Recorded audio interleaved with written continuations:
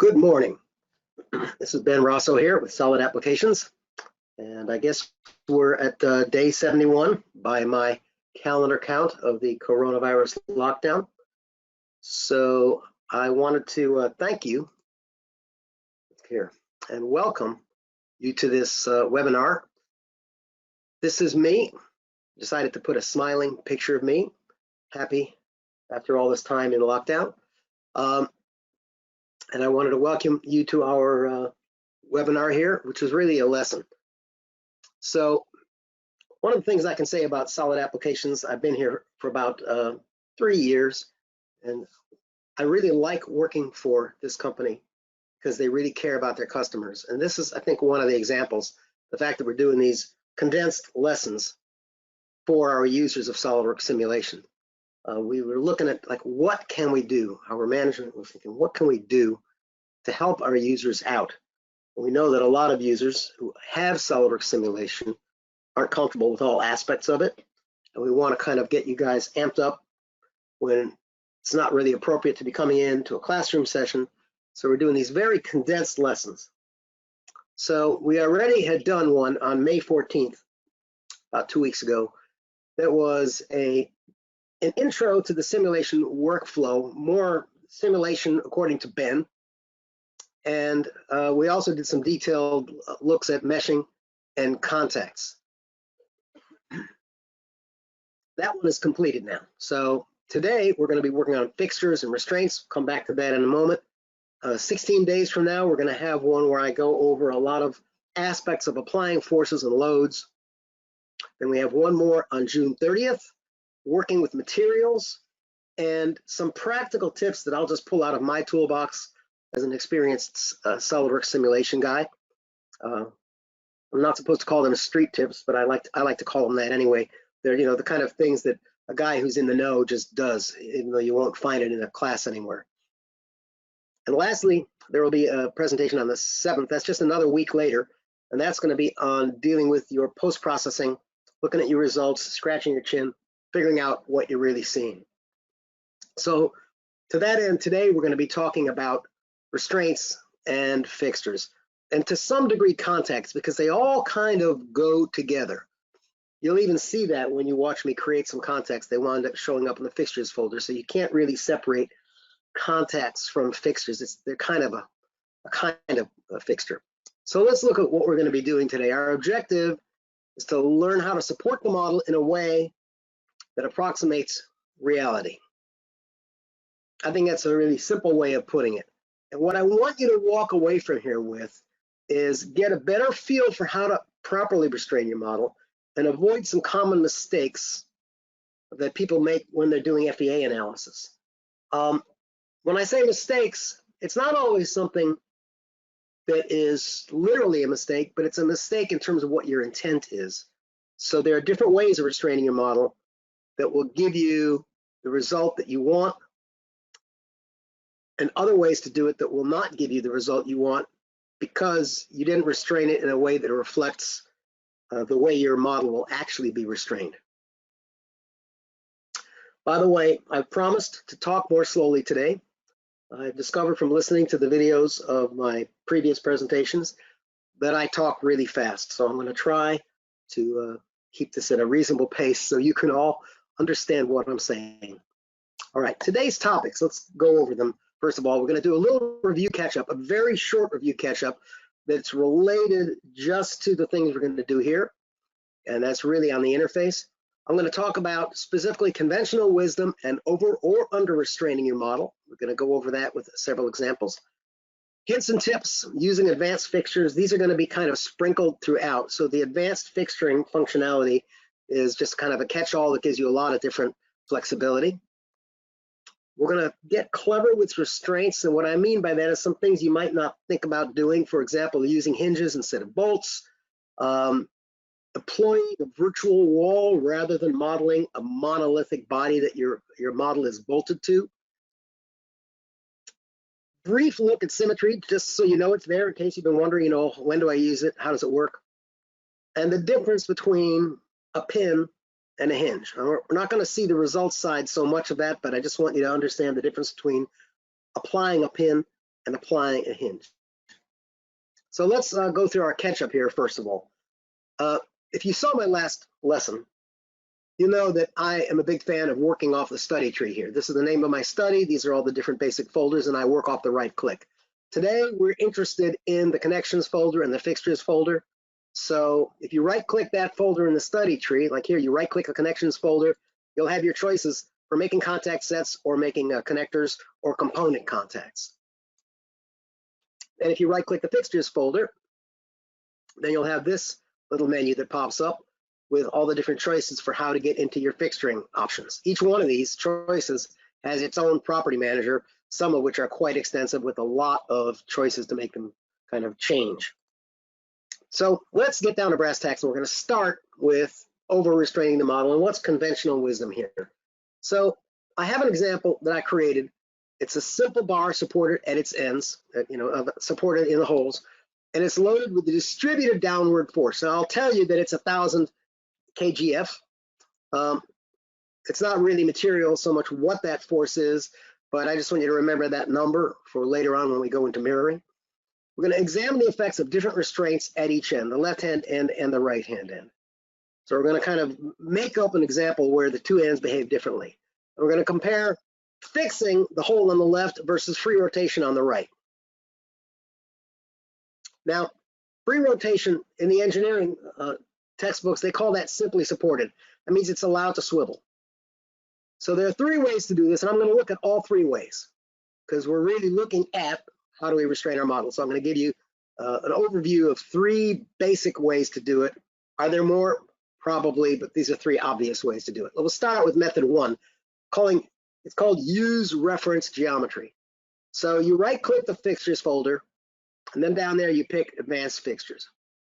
And once you get into advanced fixtures, you would choose the use reference geometry option. Now this is very, very flexible at this point, before you have made all your selections. Now the first selection we're going to make is we're going to choose the restrained entity. That's a face. You can see the arrow pointing to it here. You'll notice that there's a little blue bar to the left, and this is a blue selection, so those are kind of color-coded. A lot of people miss that. So that's the face that we're going to restrain, and then we have to decide how we're going to restrain it. So we're going to choose what's called an axial reference. In this case, it's a face, and you'll notice it's pink. We have this face in pink that was selected. This is a half cylindrical face, and it's concentric with the face that we're restraining. Now, when you choose something that is an axial reference, what you're doing is you are now activating cylindrical coordinate choices. This section down here changes. So now we're narrowing the focus of the use reference geometry dialog. One other thing you should know is that it does not have to be a cylindrical face that you pick. It can be an axis. Sometimes people create an axis inside their model. It could be a straight edge. In this case, it would be appropriate for that to be concentric with your restrained entity. It can be a circular edge, and by that I mean, let's say the front edge or the back edge of this hole. That implies an axis or a cylindrical face. One of the tricks here to know also is that in this selection box for your reference geometry, you could actually pick the same face that you have picked up here. Just make sure this box is lit up blue. You can pick this face and put it in here. I chose this face for whatever reason. So by choosing an axial reference, we now have cylindrical coordinate choices on the translations that we're going to restrain. Now this is kind of small, so we're going to zoom into this here. So this is our translation section of the property manager. And the first thing I want you to notice is that there are three buttons here. Two buttons are selected or activated. One button is not. Now, when you're looking at this in your world and it's live, you will hover your cursor over this and you'll get a tooltip, and it'll tell you that this is a radial restraint. And the default value always shows up as 0. So I'm leaving that set to 0. I've turned on radial, and that will prevent the cylindrical face of the hole from moving away from or closer to the axis. The second option is we turned on axial restraints, and by leaving it at 0, we're simply saying you cannot move along the axis, okay? Now the fact that we have not selected circumferential restraint, it's not activated. What does that mean? It's unrestrained. Any unselected item is not restrained. So we are preventing it from moving in space away from the axis. We're preventing it from moving along the axis, but we are allowing it to rotate about the axis, hence we say free rotation. That's method one. It's very general. You drill down to make it more specific, and it enables you to do many different things many ways. So this is the one that's the most comprehensive and the most, I would say, down in the weeds. Let's look at another method. Now, this is like a special, partially focused method. It's called on cylindrical faces. Again, you'll find it as one of the selections amongst your advanced fixtures. All right, so you just choose on cylindrical faces. So the first thing you do is we're going to select your cylindrical face. It's the same face, right? And one of the things to know about this one is that it's self-referenced. You do not have to pick a cylindrical face. The face you're choosing to restrain is already cylindrical. We're using that as its own reference. So there's less picking and clicking involved. The translations are identical, so I won't go into as much detail here. What you've just seen, radial 0, axial 0, we're going to leave circumferential unchecked, so it's not restrained. So one of the advantages of this, it's a narrower focus than, oh, there goes my grammar again. It's a narrower focus than reference geometry, and it enables multiple restraints in one go. So you can select more than one face to restrain, and each one of them individually will be self-referencing.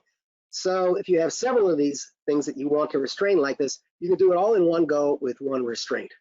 So that's nice. It's kind of a shortcut.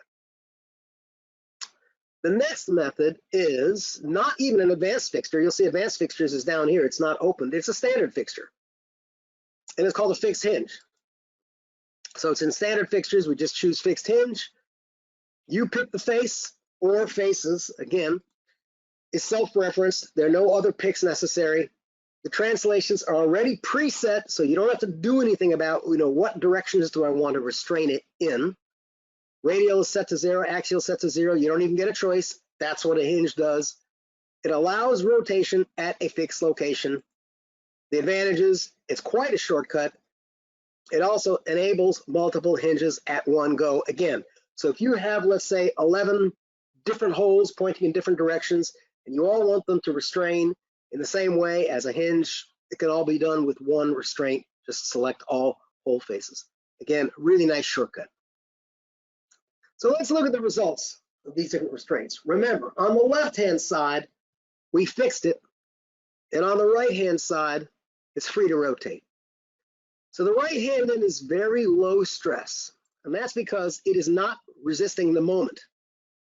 The bar is sloped under load, right coming off of the restraint, and then it tends to flatten out and get more horizontal towards the center.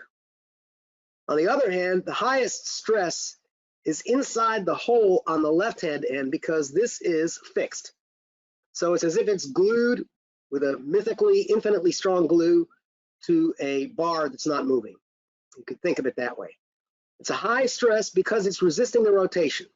One of the things also to know with that moment reaction is it comes off horizontally before it bends downward. So you can see that the horizontal section in the middle is kind of shifted to the right.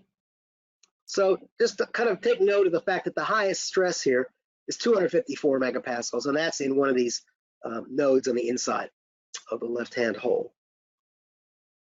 So the important thing is to know which one you want. None of these is right or wrong. It just can be right or wrong depending upon how your actual part will be restrained in the real world. So you need to be in control of deciding which restraint you want. All right, now let's look at it if we have both ends simply supported. So this could be a hinge on each end. It could be on cylindrical faces that allows rotation.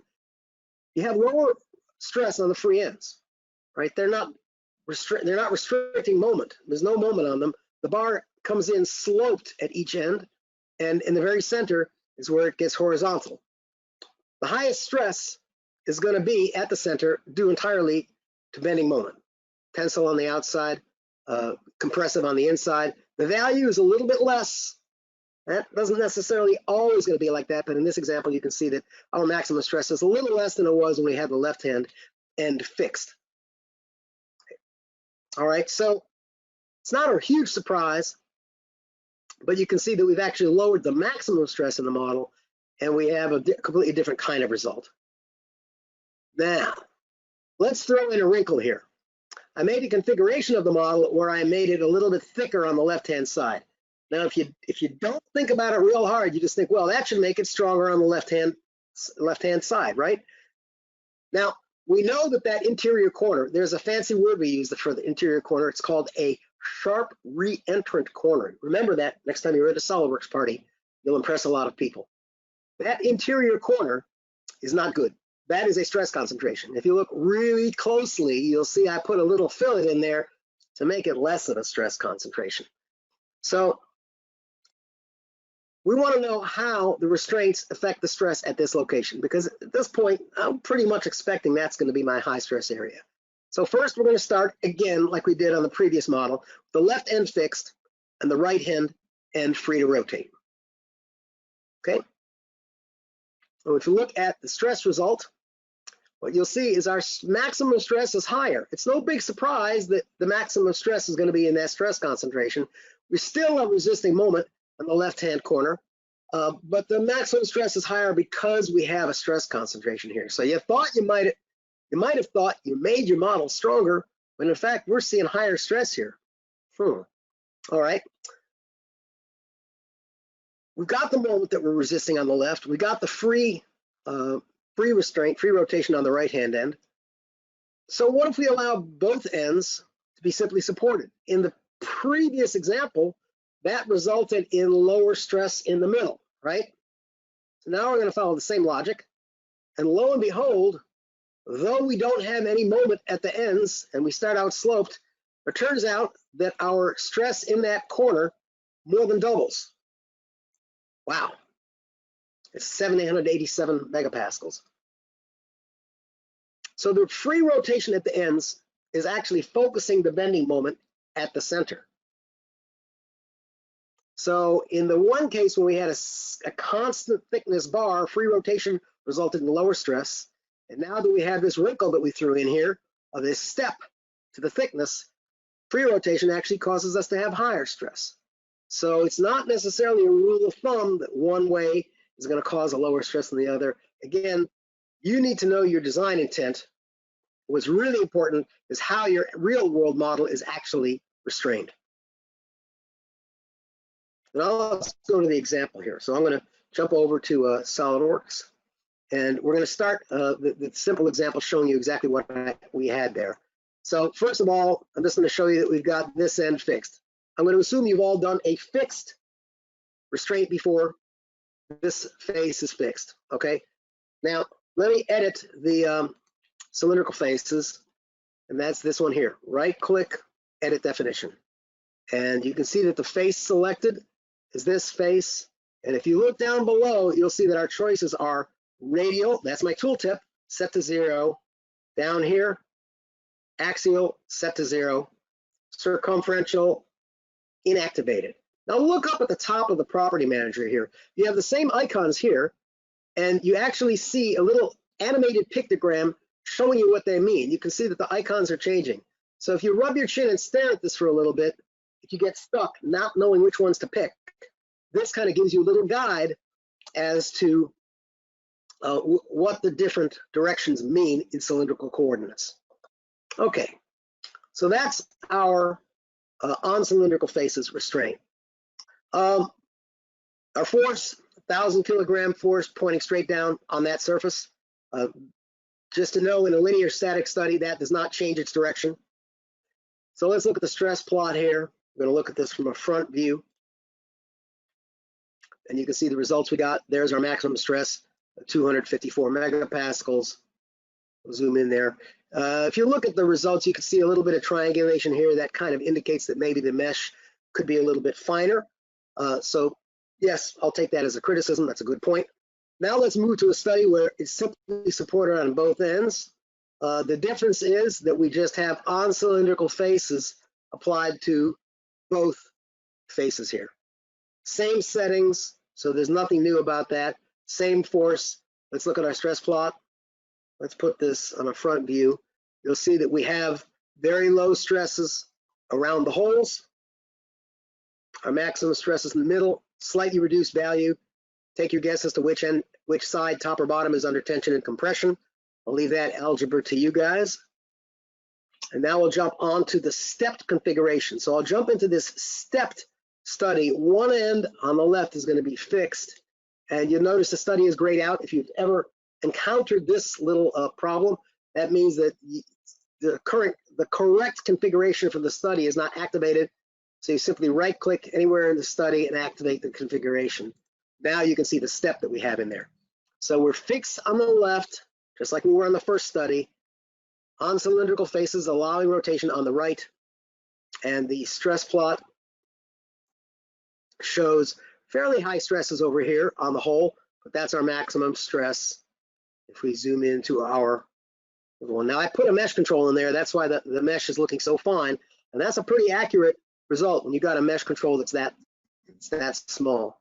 So I'm comfortable with that. You can see what it looks like right around the outside of the corner, how the stress distributes away from it. But the punchline here is that the stress is concentrated in the center. Now let's do it again where we have both ends simply supported. And in this case, we have a fixed hinge on the left and a fixed hinge on the right. I'm just showing you different examples, and we'll look at that plot.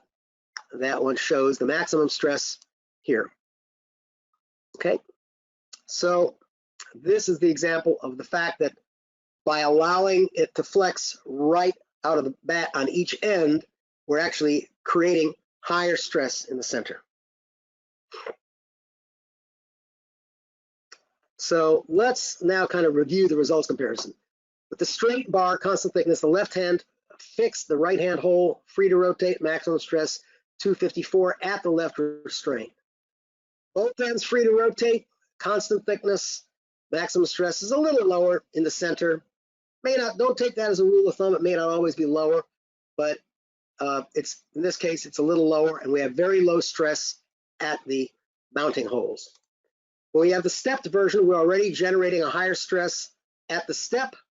This side is fixed, this side is rotation. And then finally, we are allowing both ends to rotate freely, and all that bending moment is concentrated in the center, and there's more of it because it's not being helped by the restraint at the left.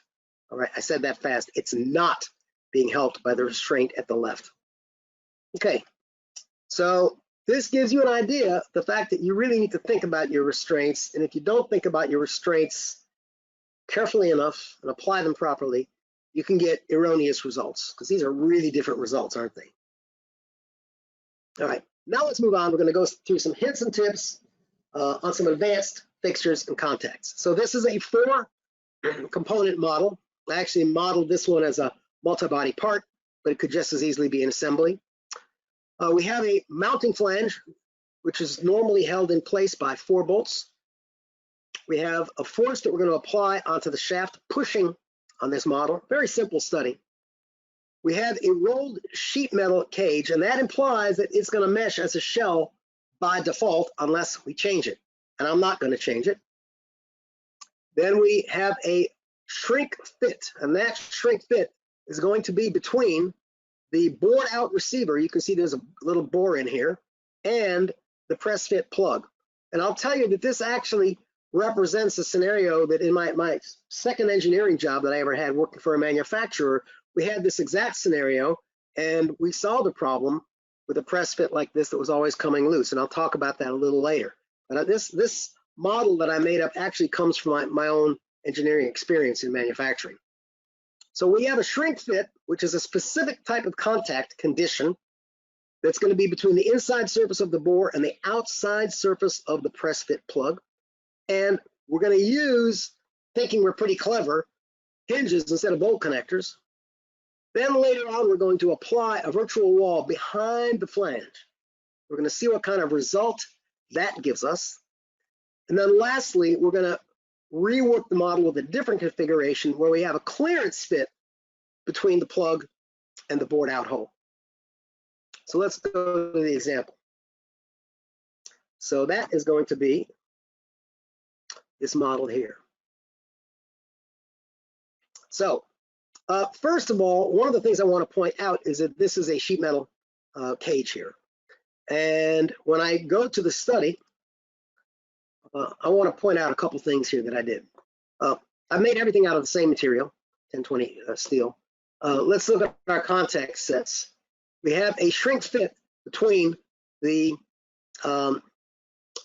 plug and the receiver. This is the receiver part. Let's put this in a section view, and I'm going to section by body, and I'm going to exclude that one from the section, right? So you'll be able to see this from the front. Well, that didn't work. Go to our section view properties and section by body. We'll include, pick on this guy, come on.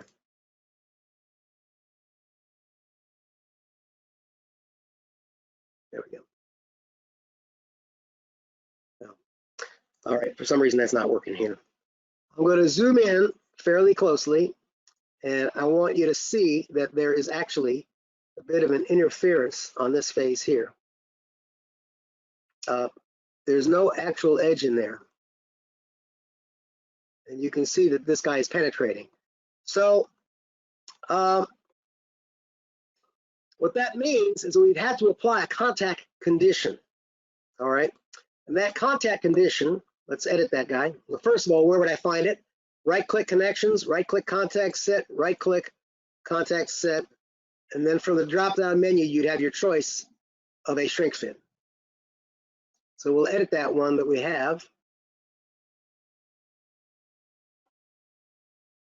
And we pick one face, which is the outer face of the bore, and another face in the next box, which is the inner face of the plug.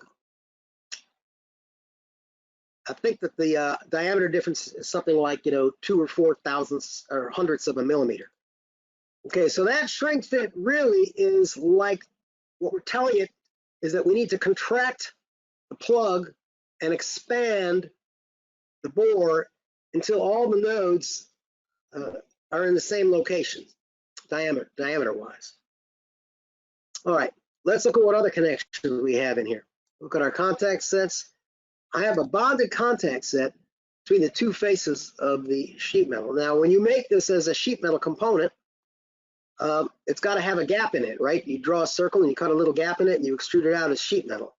So that's a bonded contact set between those two faces because I didn't want them to pull apart like that shirt you're wearing. It's too tight, right? Next, we have a no penetration contact set, and that's between the bearing face of the plug and the bearing face of the receiver. And I want that to be no penetration without friction, because if they're bonded, that means when the plug expands to the outside and its radius increases, it gets restrained from expanding because of its bonded contact with this face. So that's an example of thinking about this, scratching your chin. It's really necessary to have a no penetration contact between these two faces, because we don't want this face to prevent this face here from expanding outward. Otherwise, we're creating false stresses in our study. All right, that's good to know. Now, let's look at the basic fixtures we've got. So I applied a fixed hinge to these 4 bolt holes. It's as simple as that. That's all I did. Is we're just going to hold it by the bolts. Going to keep this simple, do a quick and dirty study. Let's go ahead and do that. I'm going to look at the stress plot. And we get a fairly high stress. Our yield stress on the material is 351. This is 337, so it hasn't broken, but it's pretty high stress here. And if you look at it, you'll see it's on the highest stress is on the edges of these holes. Okay. So I think I even have a mesh control there to make that finer, so we can, we're getting better detail there than we would have without a mesh control. That's a high stress. That's pretty good, but you scratch your chin on this, you think for a while, you think, okay, look, I know that this is bolted to something. So I'm going to do another study in which I put something in there for this to be bolted to, so it doesn't push through here like this, okay? As a matter of fact, one of the things we can look at to study this is we can actually look at animations, and you can see an animation of how this thing pushes through like that, okay? So yeah, all right, we're okay with that. We understand what's happening. We don't like it, so we want to fix it and do something about it. So everything else is the same, but you right-click your connections, do a contact set, you make a virtual wall. Virtual wall requires that you choose a face and you choose a plane. So let's look at the virtual wall that I have in there, and we'll see what I chose. First of all, I added a plane to the model, called it a virtual plane. It was simply 0 millimeters distance from this face. That's my virtual plane. All right, I named it virtual plane. Okay, so this contact set is where's my contact set? All right, here's the interesting thing. Where did I find it? I found it from the connections folder under contact set, right? So I'm always saying contacts are a lot like fixtures. Where did it show up after I created it? It showed up in the fixtures folder. Go figure. All right, so we look at the definition of it. We applied it to the face of the flange, which you can see selected here, and to the virtual plane. I made it rigid. I didn't go into making it out of wood by making it flexible or anything like that. And we don't need any gap clearance, so we're going to ignore that. It's very simple. We're pretending that there is something monolithic and stiff that this thing cannot penetrate, but it is able to lift off. So let's take a look. Oh, here's a quiz question. That's a contact set, right? If you apply a virtual wall, do you have to remesh the model? The answer is yes. It's a contact set, even though it shows up in fixtures. Go figure on that one. So let's look at the stress. Oh my goodness. The stress is much higher. It's almost doubled. If I look at this from a front view, if I animate the model, let me stop the animation, give it a few more frames. And I'll slow it down so you can actually see it move. I know your view is a little more jerky through the information goat trail out here. Okay, so we're generating 10 frames. Now we're going to watch it oscillate. All right, so you'll see that it's not passing through that wall, all right? Why do we have such a high stress? This is shin scratching time, head rubbing time, right? Well, let's look at it in detail. Let's go in there. Whoa, look what you can see here. Wow. So we've got a virtual wall and 4 hinges, right? So what does a hinge do? A hinge prevents the diameter of the hole from getting larger or smaller, and it also fixes it axially in space. So all of the nodes on the inside of this hole, they cannot move axially. So although the corner likes to lift off because it's getting deformed by this tremendous force in the middle, these guys here on this edge, they can't lift off because it's a hinge restraint on there. And that's causing higher stresses. That doesn't make sense to me that that should be that high. So let's look at the same study, but we're going to change the hinges out. Instead of hinges, what we're going to do is use on cylindrical faces on all 4 faces. So let me edit that one and we'll take a look at what it looks like inside. So I use on cylindrical faces, and the beauty of on cylindrical faces is that it's more flexible than hinges, not quite as fast to set up, but we're only restraining the radial motion, and I've unchecked axial. So we're allowing these guys to move axially a little bit. Not that they're going to move much. Remember, we've got a virtual wall on this side, and we're pushing on a load with here from this side, right? So it's not going to want to slide left and right very much, but if we look at the stress plot here, or even at the displacement plot, you can see that it's allowing this corner to move upward, and it's not forcing this edge here to stay in one position. So if I were to animate this, you see this animation stuff is not just for the boardroom, is it? This animation will actually help you see your model correctly. So let me zoom in on this. I'm going to rotate it forward a little bit. So we're kind of looking down on that corner, maybe at 45 degrees. And you can see that it's bending out to the left a little bit. All right, as we depress this, it behaves a little like a plunger in the center, right? And this guy was wanting to pull away a little bit. So because it's pulling away, that's what it wanted to do before, but now we're not preventing this edge of the hole from pulling away. So we don't have any excessive stresses there. So the highest stress is about 90 megapascals. Where is that? Oh, that's over here where the press fit is. Well, that's kind of what we would expect. That makes sense. So our maximum stress in this model has been reduced considerably. We don't have any false stresses created by our selections of restraints or forces. And if we look over here, I'm going to right click on the study and probe. And I'm just going to probe in this region right here, probe one of these nodes. And we're going to see that typical stress there is like under 24 megapascals. So now you're getting a picture of what the real stress is around the holes, because we're not creating any false stresses. So you got to be careful. Your restraints can over-restrain your model in such a way that you're creating artificial stresses, and you've seen two ways that we've done that here, and then one way that we solved that problem. Okay, now we're going to change gears a tiny bit on this particular model. We're going to go to the clearance fit study. This is a different configuration, so the study is all gray. I've got to right click and activate configuration. And if I look at a section view and I zoom in to this region, you can see here there's a little gap between the plug and the bore. So what that means now is that this is kind of loose. That means, first of all, that the press fit or shrink fit connection is gone. So I deleted it. All right, now what do we do about the fact that there's actually a bit of looseness in there? Now, this reflects a scenario in my professional life where we had press fit rollers that were always coming loose from their plugs.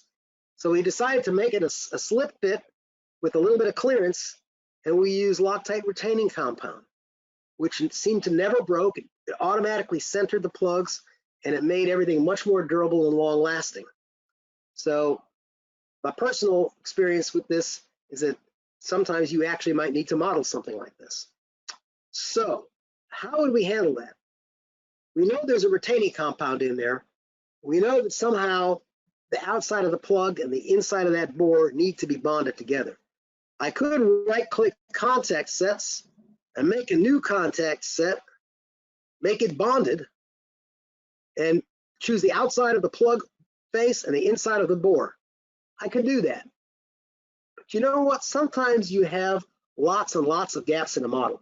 Think of a welded structure where you've built in weld gap. You've got a 2 millimeter weld gap everywhere, and you've got 25 parts, and you've got about 50 weld gaps.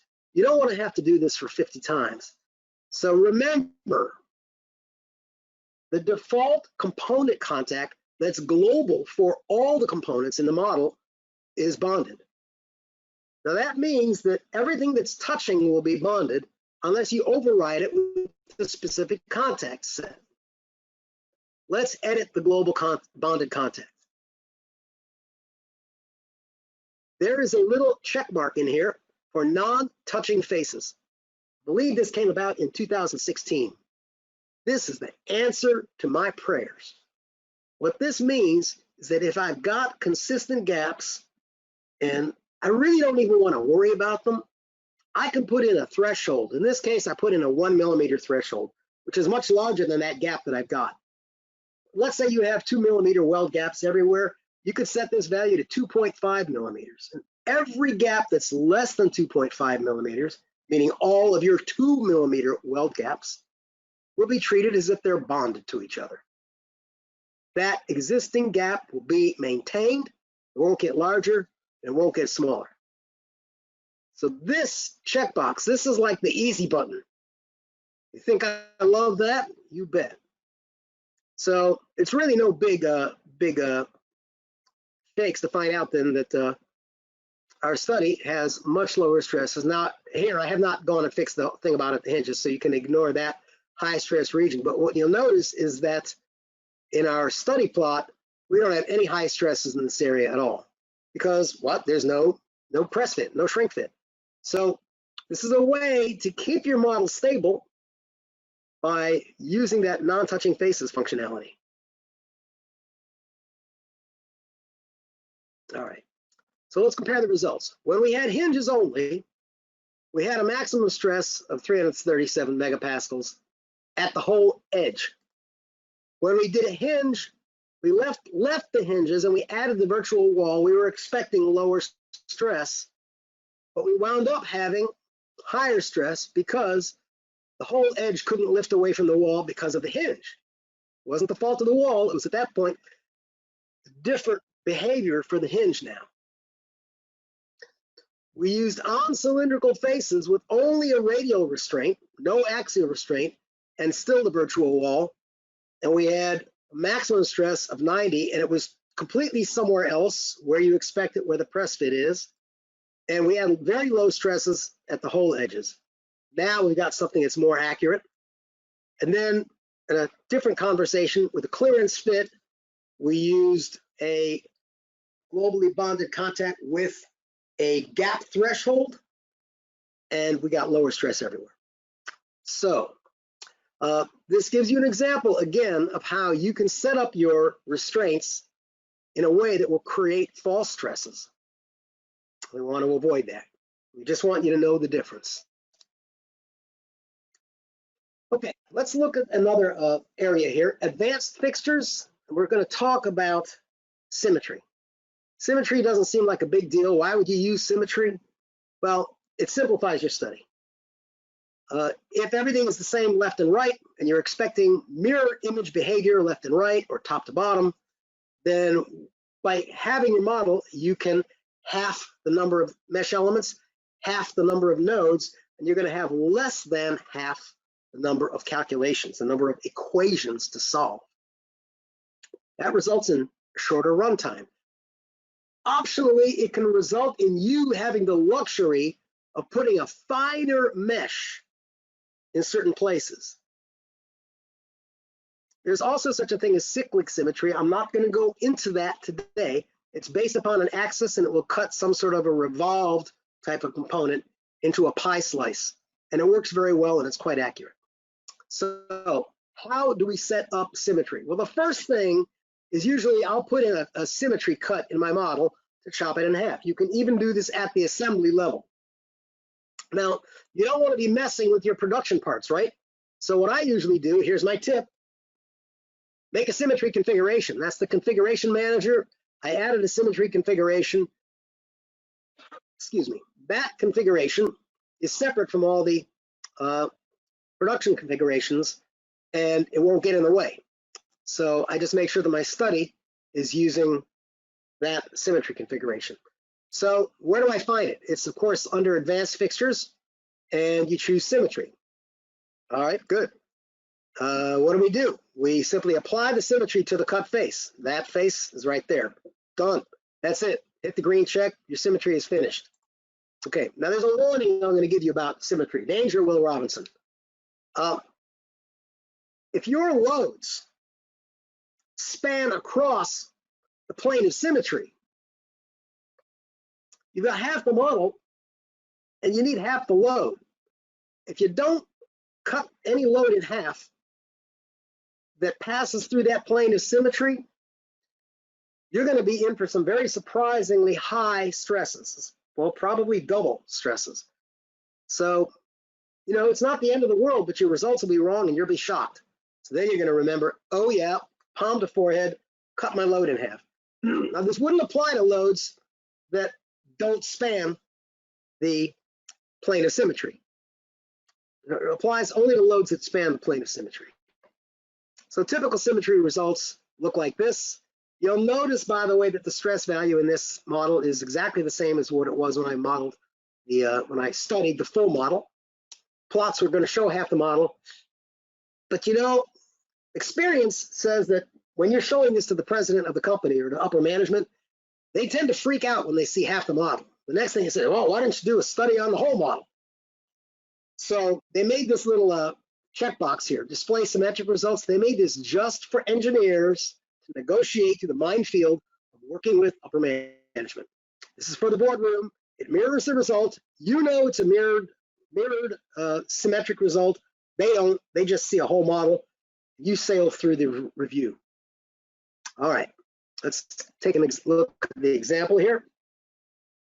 So we're going to go back to our the same model we had there.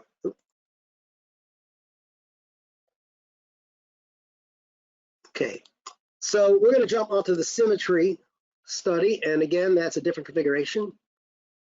So this is the study that has the cut feature in it. There's the cut, and the configuration we're working with is a symmetry configuration. So there's our symmetry boundary condition on the cut face. It's really simple. You've seen how to do it. I don't even think I need to show you how to do it anymore. So notice that I've cut the load from 1,000 kgf to 500 because that load did span the plane of symmetry. Look at the results. Put this in a front view, and there's my same stress. And the interesting thing is, let me animate this plot real quick. I'll do this like 10, 12 frames here in a slower speed. It looks the same. It just looks like half the model on your regular old full bar. Well, what's important is that the number of degrees of freedom, the number of equations and the number of unknowns that's being solved is much less.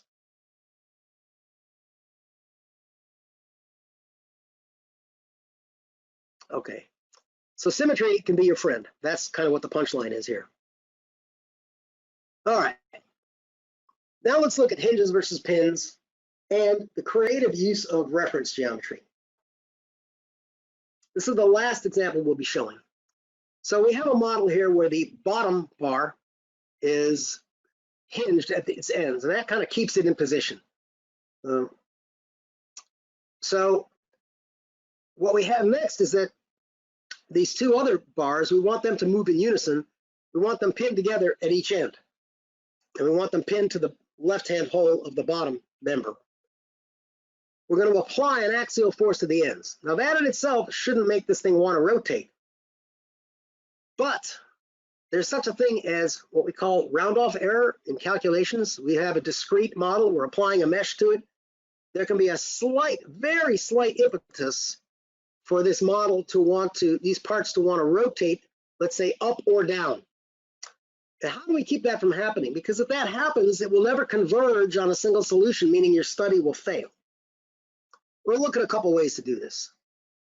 All right, let's jump on the example here. And I'm going to go to this model here. All right, so here we have the model. Now there is an angle mate between this guy and this guy. People always call and ask me, do the mates affect the studies? They do not.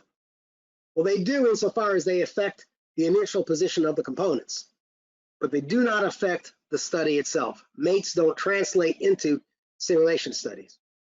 All right, so let's look at what we've got very quickly. We got the hinges on the holes on the horizontal member. We have connectors here. We got pin connectors. Let's look at them. This is the pin connector at the bottom. Now, there's been a nice improvement, I believe, in 2020, if I'm not incorrect, where in the old days, you used to have to just pick pinned surfaces 2 at a time. Now you can see that I can select more than 2 at a time and make one pinned joint out of them. You can choose up to 10 cylindrical faces that are lined up with each other. Now that's the one caveat. They do have to be concentric, coaxial. But this will make one restraint with all 3 of these surfaces.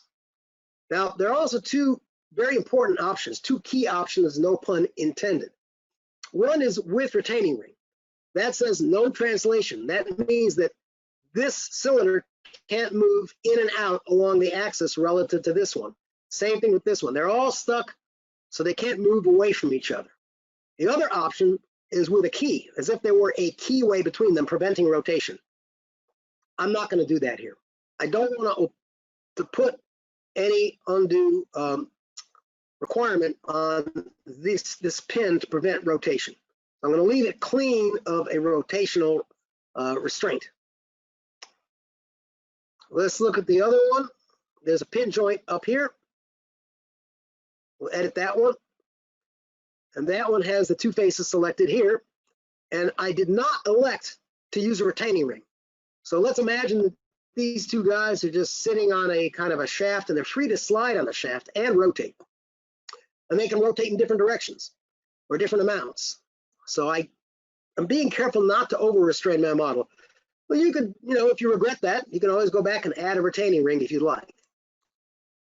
Again, these restraints should reflect your actual real-world model. Now, that said, we have a load that goes, that's applied to those faces and is running along the direction here. That's really not a particularly difficult thing to imagine. But again, I still need to deal with the fact that there could be some round-off error that allows these guys to rotate up or down. What I did for that was I used reference geometry. Right-click the fixtures, go to Advanced Fixtures, and choose Use Reference Geometry. See, it's already selected because I use it so often. Let's look at what I set up here. That's the reference geometry that I've got going, and I'll edit it. So I restrained this little edge right here. Now, if we had a force going normal to this face, you could say that's going to cause quite a stress concentration. But in fact, the force is running along the axis of these bars. So there's not going to be much force other than round-off error that tends to make this thing move opposite this plane. So I chose this planar face, and I activated normal to plane and left it at 0. So this is a reference surface, and it means that this edge cannot move normal to the plane. All the nodes along this edge have to stay in this original pre-study plane. Okay, it doesn't update as this face changes. It just uses this face as it exists before the study as a reference. So I'm not going to wind up having huge stresses here because I'm restraining a very, very thin edge, because it's really just got a very small job to do. So if we take a look at the stress plot here, and again, this has a massive deformation scale of about 5,000. Of course, we know we can change that. We'll be handling that on the last lesson, the last seminar. But this is what our plot looks like. And let's take a look here. So these guys were allowed to come apart. These guys were not, because they have a retaining ring, whereas these guys don't. I'll do a little bit of an animation here real quick. Now, that's a quick and dirty one. Let's just, again, make it go a little slower. It's worth the wait. This gives you a good qualitative picture of what's happening here. So if we look at this from a front view, you'll notice that they're maintaining their alignment axially, right? And if we look at it from a top view, you'll see that they're maintaining their alignment axially. All right, so that's my story on this. You can see how pins behave, how hinges behave, and what some of the options are. All right, there is more in the results that pins will give you. We're not going to go there today. We're going to keep you in the loop till the next installment, or 3 installments from now. So think of that as episode 5 in the series, where we're going to go over looking at pin and bolt forces. All right, so back to our PowerPoint, and I guess the punchline is that being clever with the use of reference geometry, it can get you out of a jam. It can allow you to really choose the type of restraint that you want to have. So that's the content of today's seminar, and I want to go over what the next webinars are going to be. So that's this one done, Restraints and Fixtures. Next, in about 16 days from today, we're going to do one on forces and loads. There's a lot to talk about there. Working with materials, June 30th, that's a 12-day interval, and there are going to be some practical tips that I keep in my back pocket. And then we're going to have an overview of what you can do with your results to slice and dice it and look more deeply at your results. Really, this is what I call questioning my results, seeing if everything makes sense. Was my setup any good? Did the results reflect a good setup? So to that end, I just wanted to say thank you for attending. I'm really glad you attended. I hope you'll walk away from here with a little bit more insight than you had as far as useful and appropriate restraints to apply to your models. We very much appreciate your business, especially in this difficult time. The fact that you take the time to come and sit in on this seminar, and go get your simulation on.